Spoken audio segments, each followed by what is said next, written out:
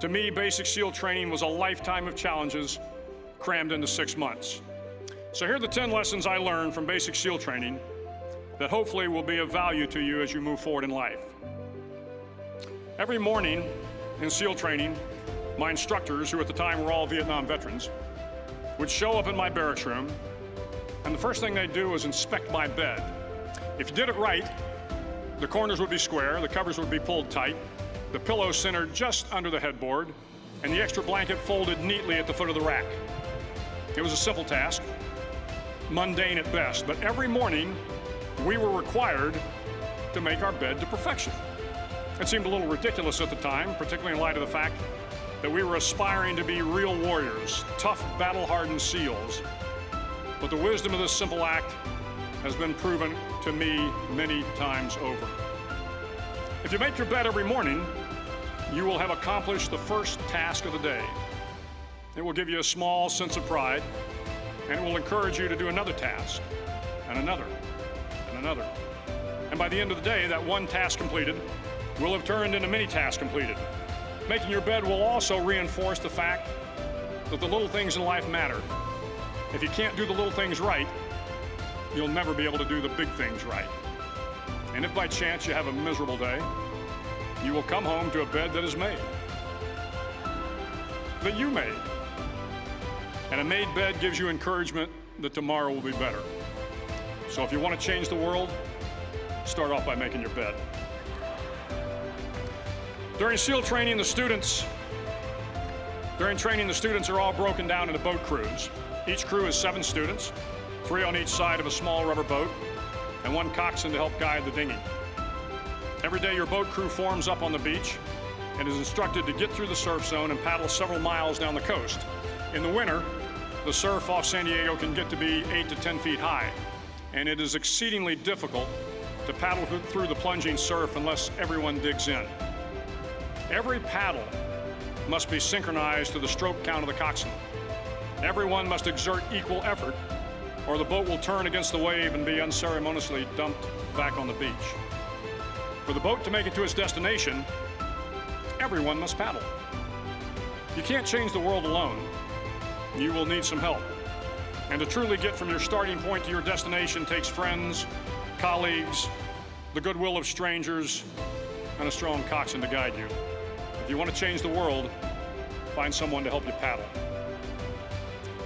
Over a few weeks of difficult training, my SEAL class, which started with 150 men, was down to just 42. There were now 6 boat crews of 7 men each. I was in the boat with the tall guys, but the best boat crew we had was made up of the little guys, the Munchkin crew we called them. No one was over 5'5". The Munchkin boat crew had 1 American Indian, 1 African American, 1 Polish American, 1 Greek American, 1 Italian American, and 2 tough kids from the Midwest. They out-paddled, outran, and outswam all the other boat crews. The big men in the other boat crews would always make good-natured fun of the tiny little flippers the Munchkins put on their tiny little feet prior to every swim. But somehow these little guys from every corner of the nation and the world always had the last laugh, swimming faster than everyone and reaching the shore long before the rest of us. SEAL training was a great equalizer. Nothing mattered but your will to succeed, not your color, not your ethnic background, not your education, not your social status. If you want to change the world, measure a person by the size of their heart, not by the size of their flippers. Several times a week, the instructors would line up the class and do a uniform inspection. It was exceptionally thorough. Your hat had to be perfectly starched, your uniform immaculately pressed, your belt buckle shiny and void of any smudges. But it seemed that no matter how much effort you put into starching your hat, or pressing your uniform, or polishing your belt buckle, it just wasn't good enough. The instructors would find something wrong. For failing the uniform inspection, the student had to run, fully clothed, into the surf zone, then wet from head to toe, roll around on the beach until every part of your body was covered with sand. The effect was known as sugar cookie. You stayed in the uniform the rest of the day, cold, wet, and sandy. There were many a student who just couldn't accept the fact that all their efforts were in vain, that no matter how hard they tried to get the uniform right, it went unappreciated. Those students didn't make it through training. Those students didn't understand the purpose of the drill. You were never going to succeed. You were never going to have a perfect uniform. The instructors weren't going to allow it. Sometimes, no matter how well you prepare or how well you perform, you still end up as a sugar cookie. It's just the way life is sometimes. If you want to change the world, get over being a sugar cookie and keep moving forward. Every day during training, you were challenged with multiple physical events: long runs, long swims, obstacle courses, hours of calisthenics, something designed to test your mettle.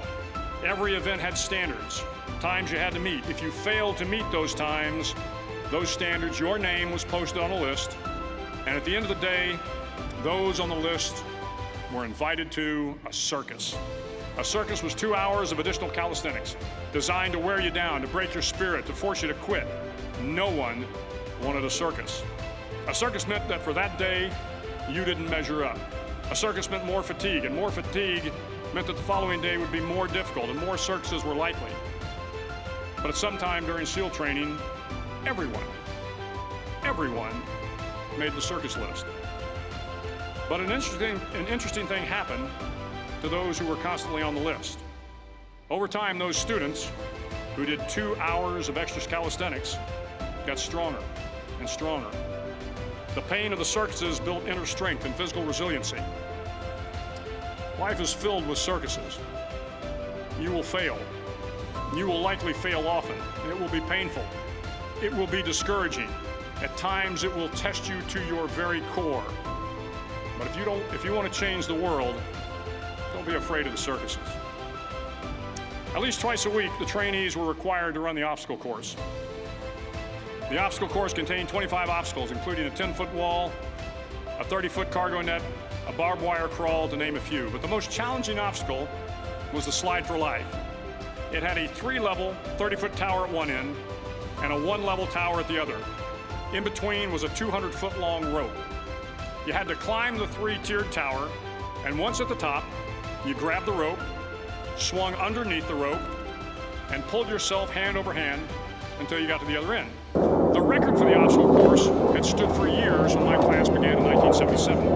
The record seemed unbeatable until one day a student decided to go down the slide for life head first. Instead of swinging his body underneath the rope and inching his way down, he bravely mounted the top of the rope and thrust himself forward. It was a dangerous move, seemingly foolish and fraught with risk. Failure could mean injury and being dropped from the course. Without hesitation, the student slid down the rope perilously fast. Instead of several minutes, it only took him half that time. And by the end of the course, he had broken the record. If you want to change the world, sometimes you have to slide down the obstacles head first.